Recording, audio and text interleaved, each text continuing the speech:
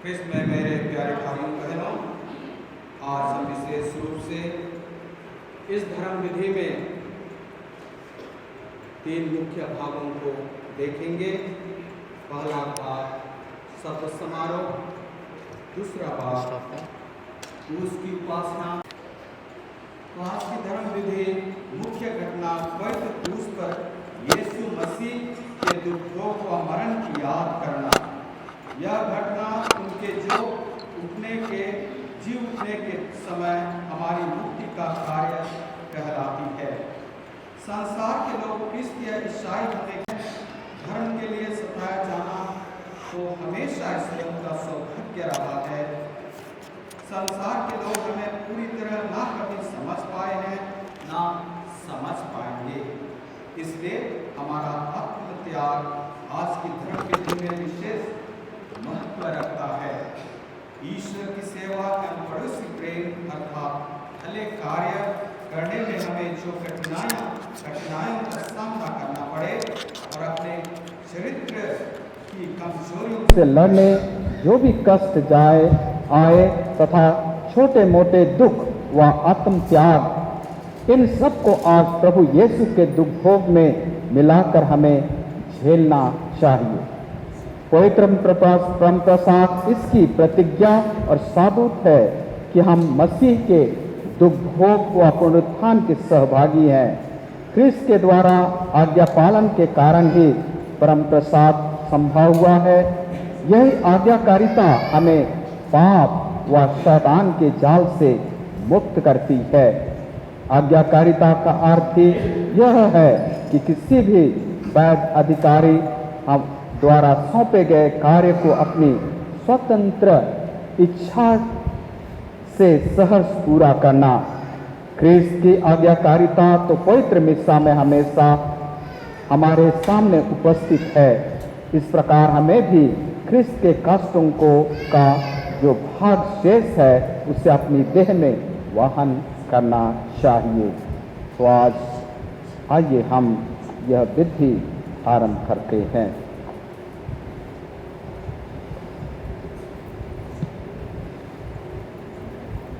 ईश्वर आदि पाप के कारण सभी मनुष्य मृत्यु के वश में थे, परंतु तूने हमें पुत्र के दुख भोग द्वारा मृत्यु का विनाश कर हमारा उद्धार किया है।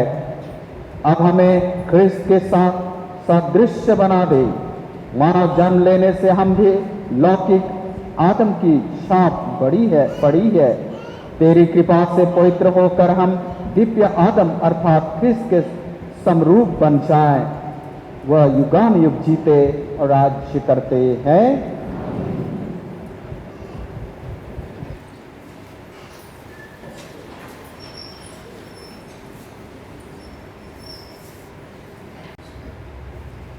देखो, मेरे सेवक का नाम फैल जाएगा, वह महिमान्वित किया जाएगा और अत्यंत महान होगा। उसकी आकृति इतनी विरूपित की गई थी कि वह मनुष्य नहीं जान पड़ता था। लोग देखकर दंग रह गए थे। उसी की ओर से बहुत से राष्ट्र आश्चर्यचकित होकर देखेंगे और उसी के सामने राजा मौन रहेंगे, क्योंकि उनके सामने एक अपूर्व दृश्य आ जाएगा और जो बात कभी सुनने में नहीं आई वे उसे अपनी आँखों से देखेंगे। कौन हमारे संदेश पर विश्वास करेगा? प्रभु का सामर्थ्य किस पर प्रकट हुआ है? वह हमारे सामने एक छोटे से पौधे की तरह, सूखी भूमि की जड़ की तरह बढ़ गया। हमने उसे देखा था, उसमें न तो सुंदरता थी, न तेज और न कोई आकर्षण ही था। वह मनुष्यों द्वारा निंदित और तिरस्कृत था, शोक का मारा और अत्यंत दुखी था। लोग जिन्हें देखकर मुंह फेर लेते हैं, उन्हीं की तरह वह तिरस्कृत और तुच्छ समझा जाता था, परंतु वह हमारे ही रोगों को अपने ऊपर लेता था और हमारे ही दुखों से लदा हुआ था। और हम उसे दंडित ईश्वर का मारा हुआ और तिरस्कृत समझते थे। हमारे पापों के कारण वह छेदित किया गया, हमारे कुकर्मों के कारण वह कुचल दिया गया है। जो दंड वह भोगता था उसके द्वारा हमें शांति मिली है, और उसके घाव द्वारा हम भले चंगे हो गए हैं। हम सब अपना अपना रास्ता लेकर भेड़ों की तरह भटक रहे थे। उसी पर प्रभु ने हम सबों के पापों का भार डाल दिया।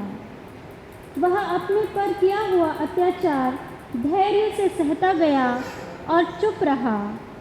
वध के लिए ले जाए जाने वाले मेमने की तरह और ऊन कतरने वाले के सामने चुप रहने वाली भेड़ की तरह उसने अपना मुंह नहीं खोला। वे उसे बंदी गृह और अदालत को ले गए। कोई भी उसकी परवाह नहीं करता था। वह जीवितों के बीच में से उठा लिया गया है, और हमारे पापों के कारण वह मार डाला गया है। यद्यपि उसने कोई अन्याय नहीं किया था, और उसके मुख से कभी छल कपट की बातें नहीं निकली थी, किंतु उसकी कब्र विधर्मियों के बीच बनाई गई है, और वह पापियों के साथ दफनाया गया है। प्रभु ने चाहा कि वह दुख से रौंदा जाए। उसने प्रायश्चित के रूप में अपना जीवन अर्पित किया, इसलिए उसका वंश बहुत दिनों तक बना रहेगा, और उसके द्वारा प्रभु की इच्छा पूरी होगी। वह अपने दुख भोग का परिणाम देखकर संतुष्ट होगा। उसने दुख सहकर जिन लोगों का अधर्म अपने ऊपर ले लिया था, वह उन्हें उनके पापों से मुक्त करेगा। इसलिए मैं उसे विरासत के रूप में बहुतों को प्रदान करूंगा, और वह शक्तिशाली राजाओं के साथ लूट का माल बांट लेगा, क्योंकि उसने बहुतों के अपराध अपने ऊपर लेते हुए और पापियों के लिए प्रार्थना करते हुए अपने को बलि चढ़ा दिया, और उसकी गिनती कुकर्मियों में हुई। यह प्रभु की वाणी है। भजन अनुवाक्य। हे पिता, मैं अपनी आत्मा को तेरे हाथों सौंप देता हूँ। हे पिता, मैं अपनी आत्मा को तेरे हाथों सौंप देता हूँ। हे प्रभु, मैं तेरी शरण में आया हूँ, मुझे कभी निराश न होने दे। तो सत्य प्रतिज्ञ है, मेरा उद्धार कर। मैं अपनी आत्मा को तेरे हाथों सौंप देता हूँ। हे प्रभु, तू ही मेरा उद्धार करेगा। अनुवाक्य। हे पिता, मैं अपनी आत्मा को तेरे हाथों सौंप देता हूँ। मेरे विरोधी मेरा उपहास करते हैं, मेरे पड़ोसी मुझसे घृणा करते हैं, मेरे परिचित मुझसे डर जाते हैं। जो मुझे रास्ते में देखते हैं वे भाग जाते हैं। मैं मुर्दे की तरह भुला दिया गया हूँ, टूटे घड़े की तरह फेंक दिया गया हूँ। अनुवाक्य। हे पिता, मैं अपनी आत्मा को तेरे हाथों सौंप देता हूँ। हे प्रभु, तुझ पर ही मेरा भरोसा है। मैंने कहा, तू ही मेरा ईश्वर है, तेरे ही हाथों में मेरा भाग्य है। शत्रुओं और अत्याचारियों से मुझे बचा। अनुवाक्य। हे पिता, मैं अपनी आत्मा को तेरे हाथों सौंप देता हूँ। अपने सेवक पर दया दृष्टि कर, तू दया सागर है, मुझे बचाने की कृपा कर। जो प्रभु पर भरोसा रखते हैं वे सब के सब साहसपूर्वक ढारस रखे। अनुवाक्य। हे पिता, मैं अपनी आत्मा को तेरे हाथों सौंप देता हूँ।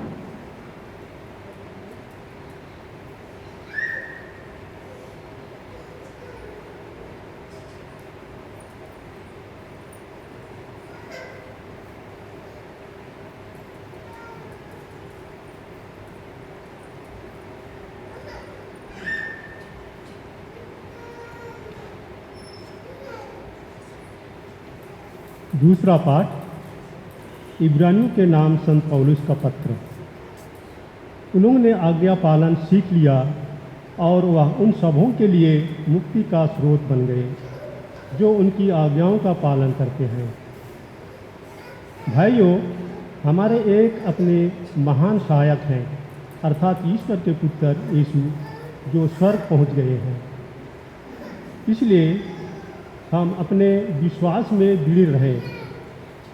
हमारे महायाजक हमारी दुर्बलताओं में हमसे सहानुभूति रख सकते हैं, क्योंकि पाप को छोड़कर सभी बातों में हमारी ही तरह उनकी परीक्षा ली गई है।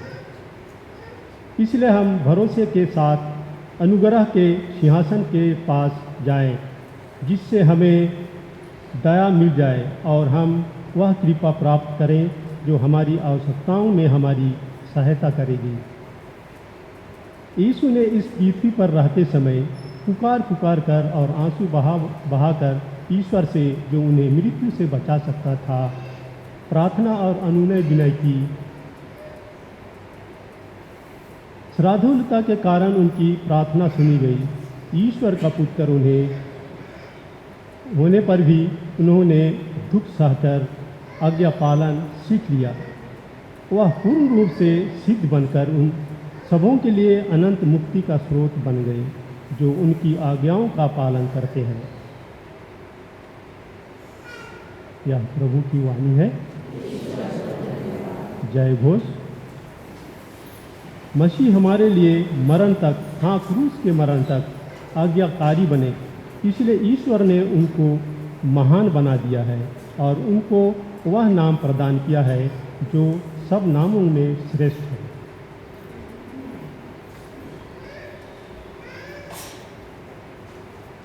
यूहन्ना के अनुसार प्रभु का दुख भोग।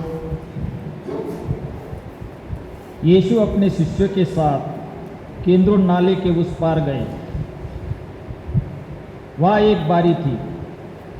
उन्होंने अपने शिष्यों के साथ उसमें प्रवेश किया।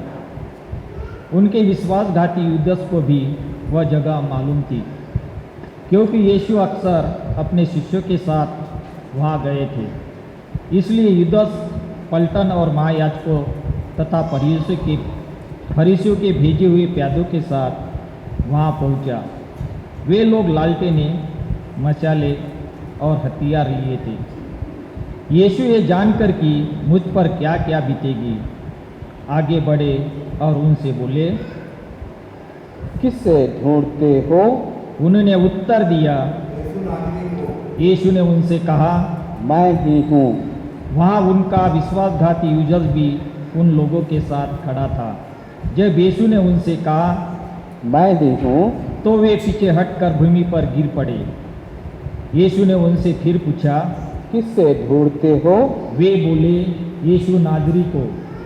इस पर यीशु ने कहा, मैं तुम लोगों में से कह चुका हूँ कि मैं ही हूँ। यदि तुम मुझे ढूंढते हो तो इन्हें जाने दो।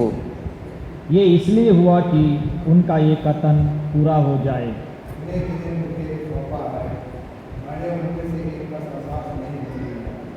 उस समय सिमोन पेतरुस ने अपनी तलवार खींच ली और प्रधान याजक के नौकर पर चलाकर उसका दाहिना कान उड़ा दिया।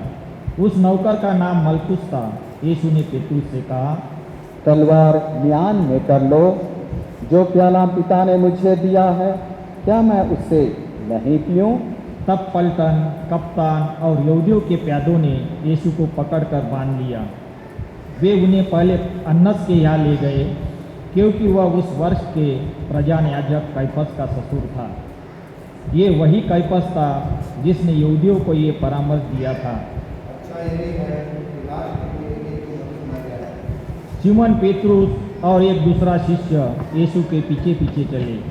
ये शिष्य प्रधान याजक का परिचित था और यीशु के साथ प्रधान याजक के प्रांगण में चला गया। किंतु पेतरुस फाटक के पास बाहर खड़ा रहा। इसलिए वह दूसरा शिष्य, जो प्रधान याजक का परिचित था, फिर बाहर गया और द्वारपाली से कहकर पेतरुस को भीतर ले आया। द्वारपाली ने पेतरुस से कहा, उसने उत्तर दिया, जाड़े के कारण नौकर और प्यादे आग सुलगा कर ताप रहे थे। पेतरुस भी उनके साथ आग तापने लगा। प्रधान याजक ने यीशु से उनके शिष्य और उनकी शिक्षा के विषय में पूछा। यीशु ने उत्तर दिया, मैं संसार के सामने प्रकट रूप से बोला हूँ। मैंने सदा सभागृह और मंदिर में, जहाँ सब यहूदी एकत्र हुआ करते हैं, शिक्षा दी है। मैंने गुप्त रूप से कुछ नहीं कहा। या आप मुझसे क्यों पूछते हैं? उनसे पूछ लीजिए जिन्होंने मेरी शिक्षा सुनी है। वे जानते हैं कि मैंने क्या कहा है। इस पर पास खड़े प्यादों में से एक ने यीशु को थप्पड़ मारकर कहा।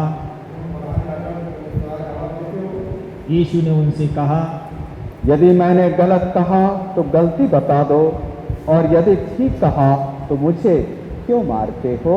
इसके बाद अन्नस ने बांधे हुए यीशु को प्रधान याजक कैफस के पास भेज दिया। सिमोन पेतरुस उस समय आग ताप रहा था। कुछ लोगों ने उनसे कहा, उसने अस्वीकार करते हुए कहा, नहीं हूँ। प्रधान याजक का एक नौकर उस व्यक्ति का संबंधी था जिसका कान पेतरुस ने उड़ा दिया था। उसने कहा, पेतरुस ने फिर अस्वीकार किया और उसी क्षण मुर्गे ने बात दी। तब वे यीशु को कैफस के यहाँ से राज्यपाल के भवन ले गए और भोर हो गया था। उन्होंने इसलिए भवन में प्रवेश नहीं किया कि वे अशुद्ध न हो जाए, बल्कि पास्का का भोजन खा सके। पिलातुस बाहर आकर उनसे मिला और बोला, आप लोग इस मनुष्य पर कौन सा आरोप लगाते हैं? उन्होंने उत्तर दिया, यदि एक कुकर्मी नहीं होता तो हमने इसे आपके हवाले नहीं किया होता। पिलातुस ने उनसे कहा, आप लोग इसे ले जाइए और अपनी संहिता के अनुसार इसका न्याय कीजिए। यहूदियों ने उत्तर दिया, हमें किसी को प्राणदंड देने का अधिकार नहीं है। ये इसलिए हुआ कि यीशु का वह कथन पूरा हो जाए जिसके द्वारा उन्होंने संकेत किया था कि उनकी मृत्यु किस प्रकार होगी। तब पिलातुस ने भवन में वापस आकर यीशु को बुला भेजा और उनसे कहा। यीशु ने उत्तर दिया, क्या आप यह अपनी ओर से कहते हैं या दूसरों ने आपसे मेरे विषय में यह कहा है? पिलातुस ने कहा,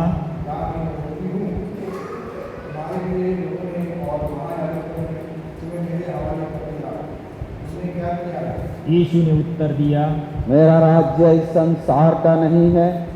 यदि मेरा राज्य इस संसार का होता, मेरे अनुयायी लड़ते और मैं यज्ञ के हवाले नहीं किया जाता, परंतु मेरा राज्य यहाँ का नहीं है।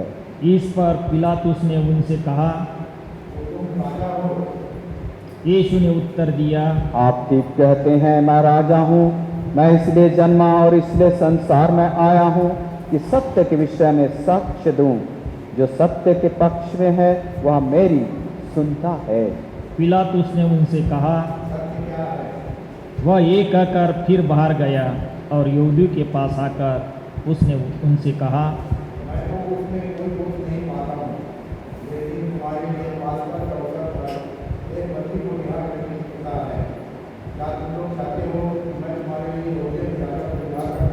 इस पर वे फिर चिल्लाने लगे, इसे नहीं, बराब्बस को। बराब्बस तो डाकू था। तब पिलातुस ने यीशु को ले जाकर कोड़े लगाने का आदेश दिया। सैनिकों ने कांटों का मुकुट गुथ कर उनके सिर पर रख दिया और उन्होंने बैंगनी कपड़ा पहनाया। फिर ये उनके पास आकर कहने लगे और वे उन्हें थप्पड़ मारते जाते थे। पिलातुस ने फिर बाहर जाकर लोगों से कहा,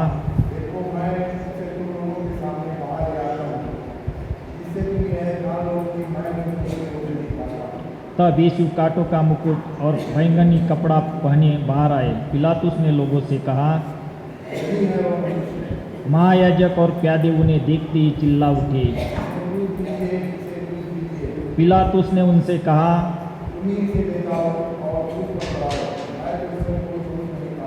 यहूदियों ने उत्तर दिया,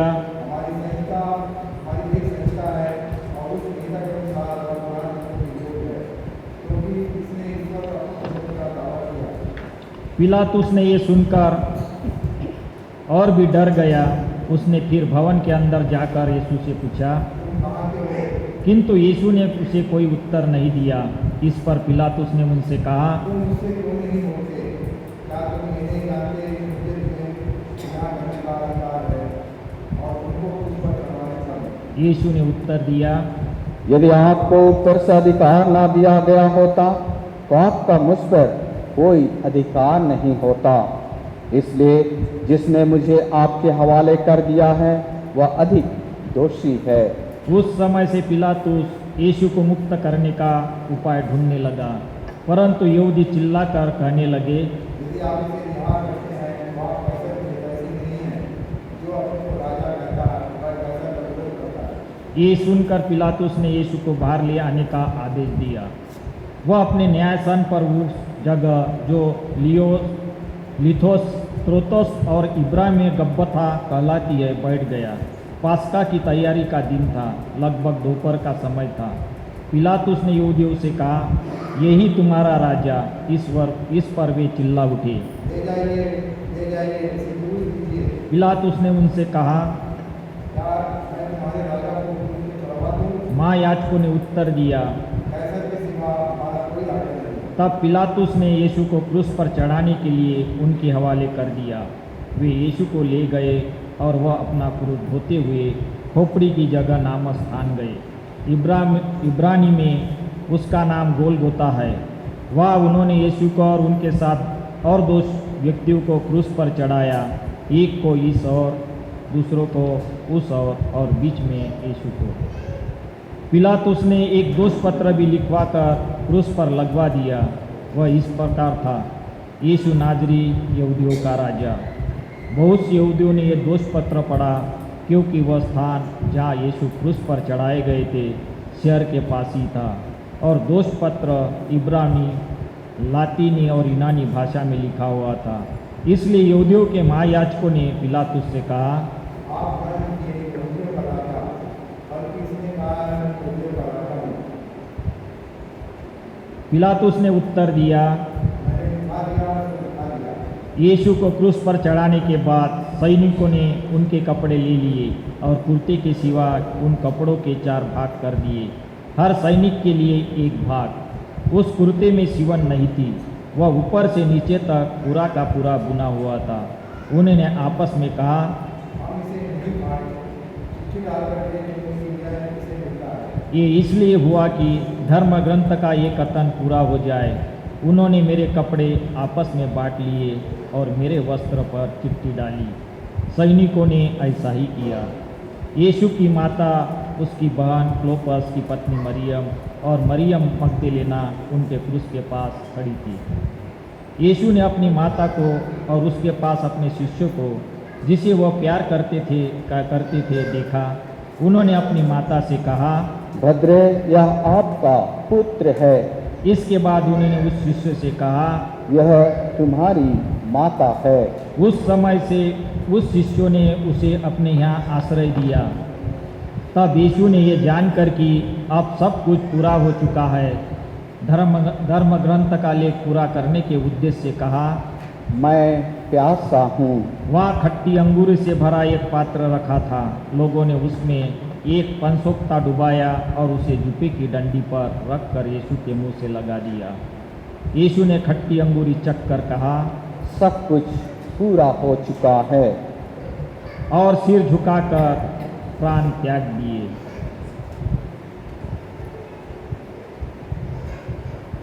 वह तैयारी का दिन था। यहूदी ये नहीं चाहते कि शव विश्राम के दिन क्रूस पर रह जाए, क्योंकि उस विश्राम के दिन बड़ा त्यौहार पड़ता था।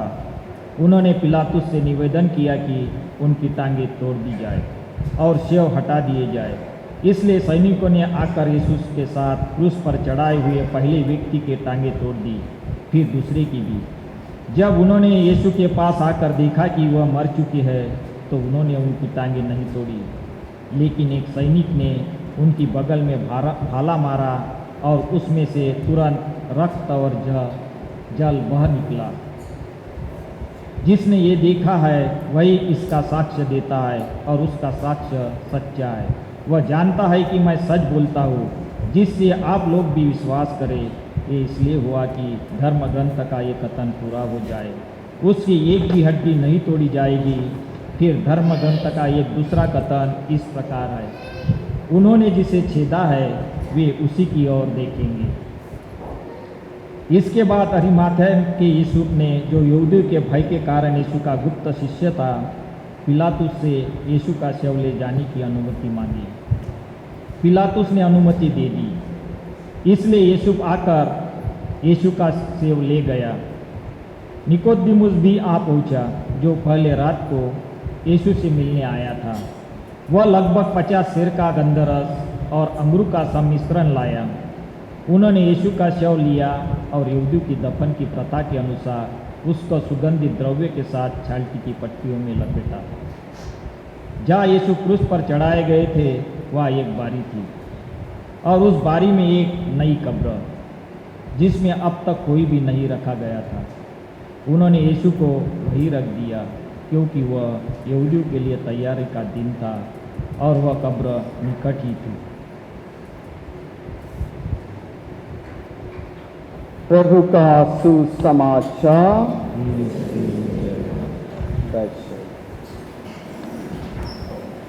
Is good. क्यों यह गुरुवार शुक्रवार अच्छा है? आज हमने 7 वचन नहीं सुने, लेकिन 7 वचन आपने पढ़ा होगा जो क्रूस के ऊपर से प्रभु ने हमें कहा है। इतना ही नहीं, हम जानते हैं कि यह गुड फ्राइडे इसलिए है कि प्रभु हमें प्रेम किया, प्रभु हम पर दया की, प्रभु हमको पापों के लिए क्षमा कर दिए। इसलिए हमारा यह गुड फ्राइडे कहा जाता है और यह अच्छा फ्राइडे कहा जाता है। क्यों? क्योंकि ये 3 कारण के कारण प्रभु ने कहा है और अपने आप को दर्शाया है कि अपने मित्रों के लिए प्राण देना सबसे बड़ा कुर्बान है। सबसे बड़ा कुर्बान ईश्वर का है, जो हमारे लिए उन्होंने अर्पित कर दिया अपने प्राण को। हम एक दया के पात्र हैं प्यारे भाइयों बहनों, क्योंकि हम एक पापी होने के नाते हम उस गड्ढे में, पाप के गड्ढे में हम गिर जाते हैं और उस पाप के गड्ढे से निकलना बहुत मुश्किल पड़ता है। इसलिए पिता ईश्वर ने अपने पुत्र को इस संसार में हमारे खातिर, दया के खातिर, हमारे प्रेम के खातिर, हम इस पापी के दया के खातिर उन्होंने इस संसार में भेजा। इसलिए आज गुड फ्राइडे अच्छा दिन है और हमारे उन पापों को जो हमने पाप किया था उनको सबको मिटा दिया, सबको क्षमा कर दिया क्रूस के बलिदान द्वारा। इसलिए अच्छा है। तो हमें 3 चीज विशेष रूप से याद करना है। गुड फ्राइडे, दैट मीन्स हमें ईश्वर ने प्रेम किया, अपने प्राण ने उच्चार कर दिया हमारे लिए, उन्होंने हमारे लिए दया की। हम दया के पात्र हैं और इसलिए कि वह हमें पापों को क्षमा कर दिए हैं, इसलिए अच्छा दिन है। तो हमारा कर्तव्य है प्यारे भाइयों बहनों कि हम भी उस प्रकार के प्रेम को उजागर करें एक दूसरे के लिए। उस प्रकार हमें दया करना है एक दूसरे को, जिस प्रकार पिता ईश्वर ने हम पर, इस मानव जाति पर दया की। इसलिए पुत्र यीशु को संसार में भेजकर वह हमारे खातिर वह क्रूस पर मरे, हमारे सारे पाप कलंक क्षमा कर दिए प्यारे भाइयों बहनों।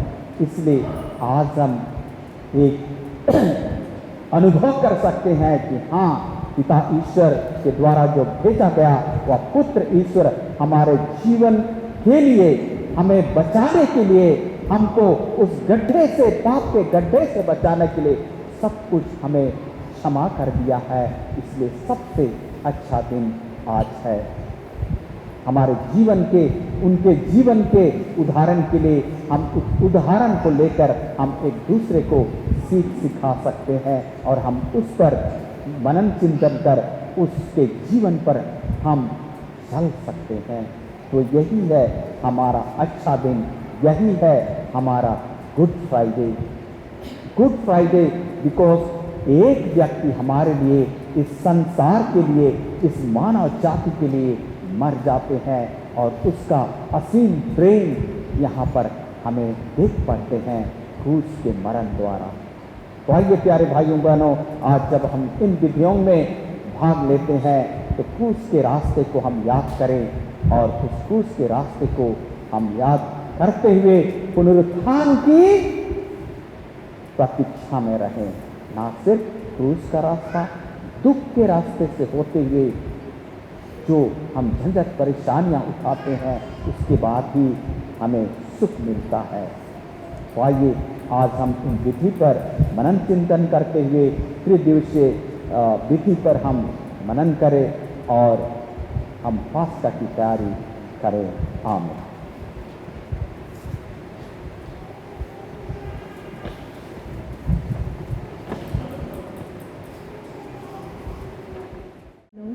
हम पवित्र कलीसिया के लिए प्रार्थना करें। प्रभु ईश्वर सारे जगत में उसे शांति और एकता प्रदान करें तथा सुरक्षित रखें और हम चैन तथा शांति में जीवन बिताते हुए सर्वशक्तिमान पिता ईश्वर की महिमा कर सकें। मौन प्रार्थना।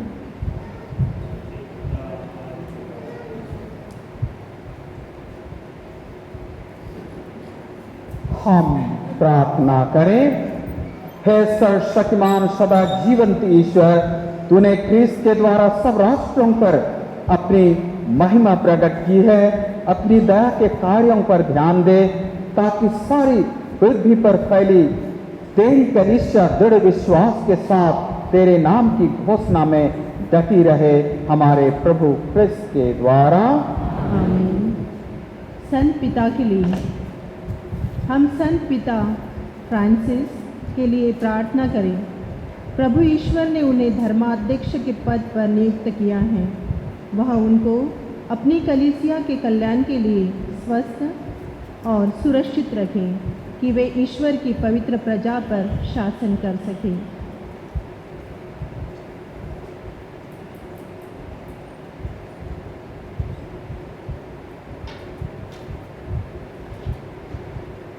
हे सर्वशक्तिमान सदा जीवंत ईश्वर, तेरी ही इच्छा पर सब कुछ निर्भर है।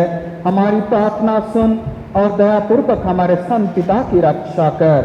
तेरे द्वारा शासित ख्रिस्तीय प्रजा इन्हीं के अधीन रहकर विश्वास तथा पुण्य में बढ़ती जाए। हमारे प्रभु ख्रिस्त के द्वारा। आमीन। याजक वर्ग तथा अन्य विश्वासियों के लिए हम अपने धर्माध्यक्ष एलियास, अन्य सभी धर्माध्यक्षों, पुरोहितों, उपयाजकों तथा कलीसिया के सब श्रेणियों और विश्वासियों की सारी मंडली के लिए प्रार्थना करें।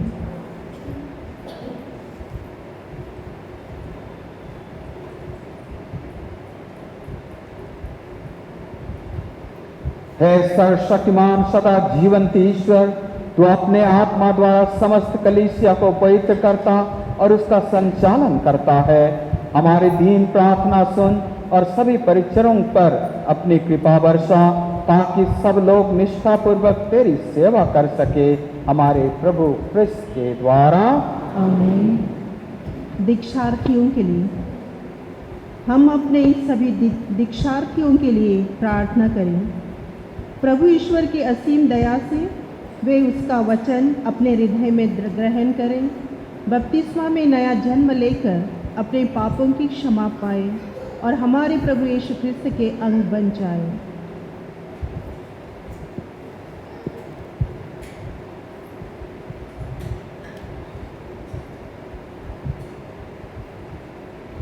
हे सर्वशक्तिमान सदा जीवंत ईश्वर, तू सदा अपनी कलीसिया की विधि करता रहता है।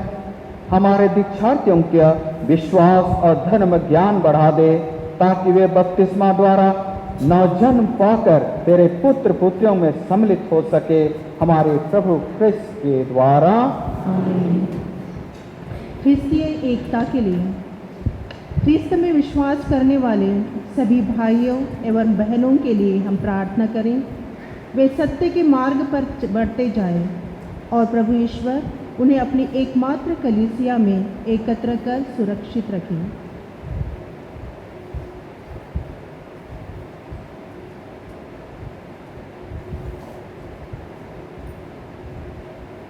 हे सर्वशक्तिमान सदा जीवंत ईश्वर, तू बिखरे हुए लोगों को एकत्र करता और संजोए रखता है। अपने पुत्र के रेवड़ पर कृपा दृष्टि डाल। जो लोग बपतिस्मा द्वारा पवित्र किए गए हैं, वे अटूट विश्वास और प्रेम के बंधन में एक बने रहें, हमारे प्रभु ख्रिस्त के द्वारा। यहूदी जाति के लिए यहूदियों के लिए हम प्रार्थना करें। प्रभु ईश्वर की वाणी सबसे पहले उन्हीं को प्राप्त हुई थी। उसकी कृपा से वे ईश्वर को अधिकाधिक प्यार करें और उसके व्यवस्था के प्रति अधिक विश्वस्त बनते जाएं।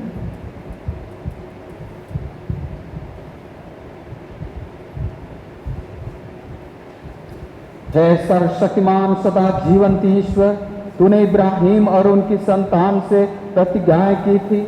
अपनी कलीसिया की प्रार्थनाएं कृपा पूर्वक सुन, ताकि जिस प्रजा को तूने सबसे पहले अपना बनाया था वह पूर्ण मुक्ति प्राप्त कर सके, हमारे प्रभु ख्रिस्त के द्वारा। उनके लिए जो ख्रिस्त में विश्वास नहीं करते, हम उन लोगों के लिए प्रार्थना करें जो ख्रिस्त में विश्वास नहीं करते हैं, वे पवित्र आत्मा की ज्योति पाकर मुक्ति के मार्ग में आ जाए।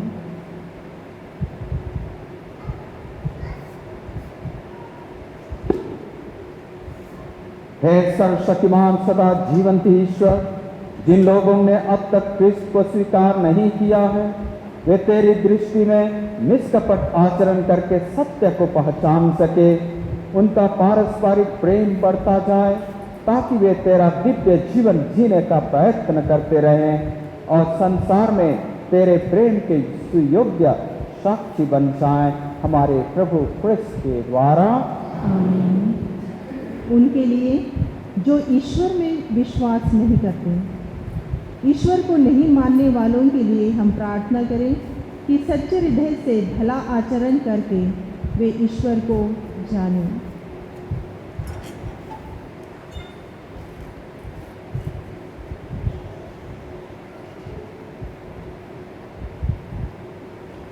हे सर्वशक्तिमान सदा जीवंत ईश्वर, तू मनुष्यों को इसलिए बनाया है कि वे सदा तेरे लिए लालयित रहें और तुझे पाकर ही विश्राम ले। ऐसी कृपा कर कि हानिकारक विघ्न बाधाओं के बीच भी सब लोग तेरे पितृ सुलभ प्रेम को पहचाने और विश्वासियों के कुकर्मों को पुण्य कर्मों को देखकर तुझे एकमात्र सच्चा ईश्वर और मानव जाति का पिता स्वीकार करे। हम यह प्रार्थना करते हैं अपने प्रभु ख्रिस्त के द्वारा। आमीन। राज्य शासकों के लिए सभी राज्य शासकों के लिए भी हम प्रार्थना करें। प्रभु ईश्वर अपनी इच्छा के अनुसार उनका मन और हृदय संचालित करें, जिससे वे सबों के लिए सच्ची शांति और स्वतंत्रता का प्रबंध कर सकें।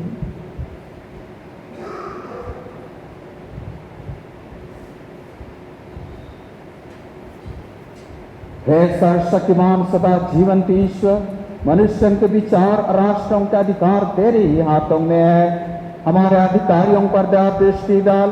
तेरी सहायता से पृथ्वी के कोने कोने में शांति सुरक्षित रहे, राष्ट्र समृद्ध होते जाए और धार्मिक स्वतंत्रता बनी रहे। हम यह प्रार्थना करते हैं अपने प्रभु ख्रिस्त के द्वारा। आमीन।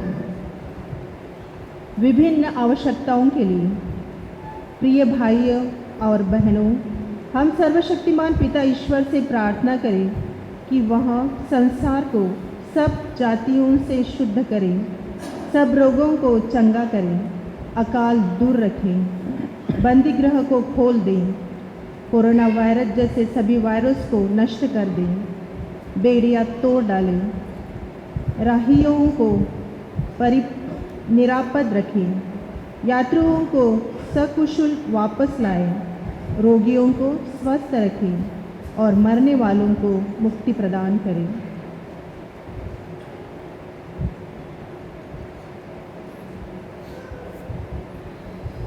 हे सर्वशक्तिमान सदा जीवंत ईश्वर, तू दुखियों को दिलासा और श्रमिकों को सामर्थ्य देता है।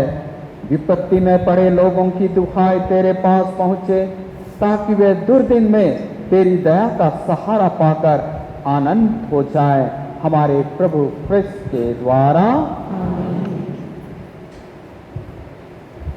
अभी पवित्र क्रूस की उपासना होगी।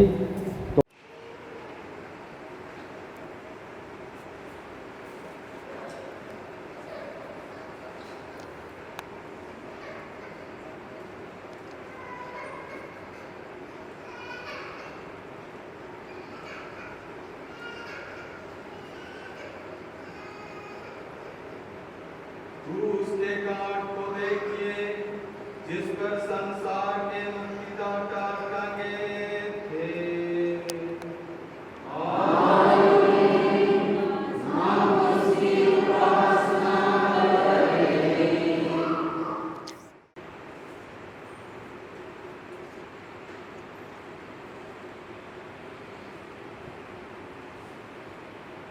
क्रूस के काट को देखिए, जिस पर संसार के मुक्तिदाता टंगे थे। हम उसकी उपासना करें।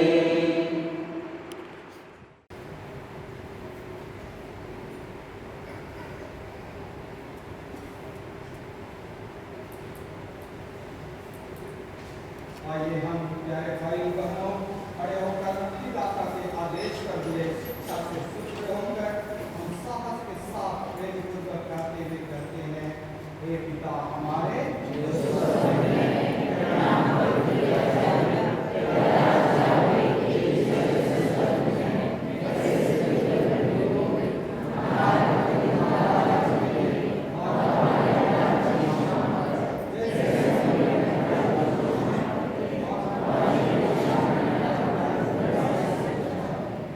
हे प्रभु, हम तुझसे प्रार्थना करते हैं, सभी बुराइयों से हमें बचा और इस जीवन में हमें कृपापूर्वक शांति प्रदान कर। हम तेरी दया से सदा पाप से दूर और हर विपत्ति से सुरक्षित रहें और उस दिन की प्रतीक्षा करते रहें जब हमारे मुक्तिदाता यीशु क्रिस्त आकर हमारी अनन्य आशा पूरी करेंगे।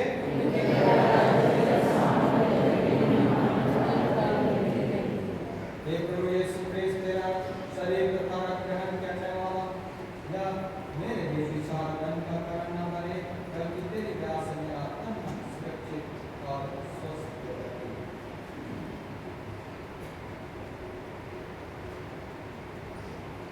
देखिए, ईश्वर के प्रेम में संसार के पाप लेते हैं, धन्य हम आज इस खोज में बुलाए जाते हैं।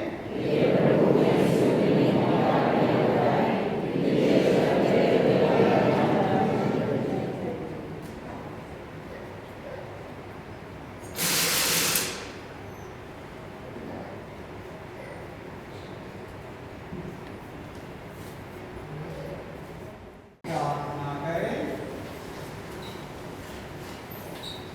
हे सर्वशक्तिमान सदा जीवंत ईश्वर, तूने अपने क्रिस्त की धन्य मृत्यु और पुनरुत्थान द्वारा हमें नव जीवन प्रदान किया है। इस दयापूर्ण कार्य का फल हमें सुरक्षित रहे। इस संसार में सहभागी होकर हम आजीवन तेरी सेवा में तत्पर रहे। उन्हीं हमारे प्रभु क्रिस्त के द्वारा आमीन।